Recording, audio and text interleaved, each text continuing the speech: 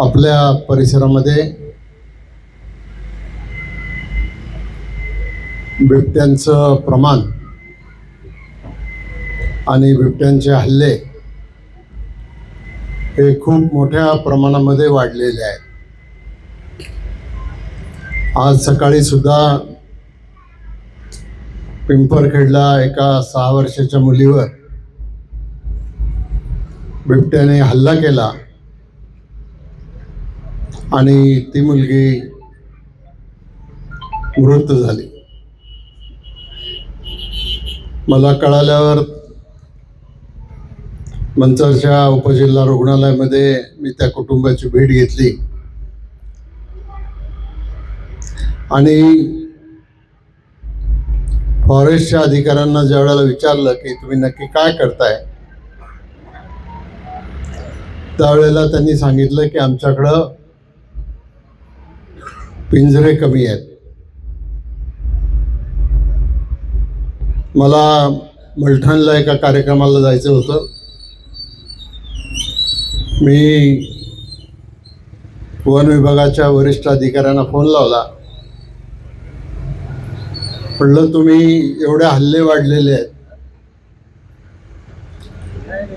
काही उपाययोजना का करत नाही? त्यांनी सांगितलं की आमच्याकडे पिंजऱ्यांची संख्या कमी आहे आणि बिबट्यांची संख्या वाढलेली आहे। काही वर्षापूर्वी आपल्याकडं म्हणजे नुसतं आपलं जुन्नर आंबेगाव पुरतं नाही तर सगळा परिसर 300 बिबटे होते। वन अधिकाऱ्यांनी सांगितल्याप्रमाणे आता हे प्रमाण 800 पर्यंत जाऊन पोहोचलेलं आहे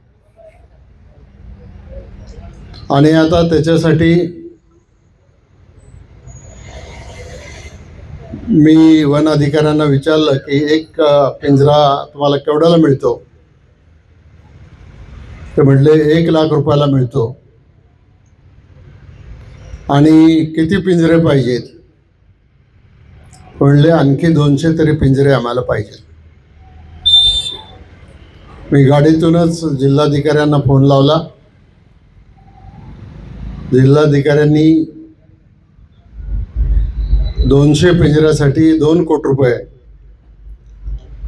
ताबडतोबीनं उपलब्ध करून देण्याचं त्या ठिकाणी मान्य केलेलं आहे।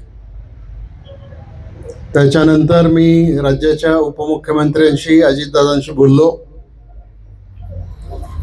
उद्याच्या बुधवारी सगळ्या संबंधित अधिकाऱ्यांची बैठक पुण्याला बोलवण्याचं त्यांनी मान्य केलेलं आहे आणि त्याच्यामधून सुद्धा एक ठोस उपाययोजना करण्याच्या संदर्भात आम्ही प्रयत्न करणार आहोत। आपल्या समोर आणखीन एक पर्याय आहे, तो म्हणजे या बिबट्यांची नसबंदी करणं। परंतु आत्ताचा जो वन विभागाचा कायदा आहे त्या कायद्यामध्ये ही नसबंदी करणं याला परवानगी नाही। याच्यासाठीच काही महिन्यांपूर्वी भीमाशंकर सहकारी साखर कारखान्याने मुंबईच्या हायकोर्टामध्ये एक अपील केलेलं आहे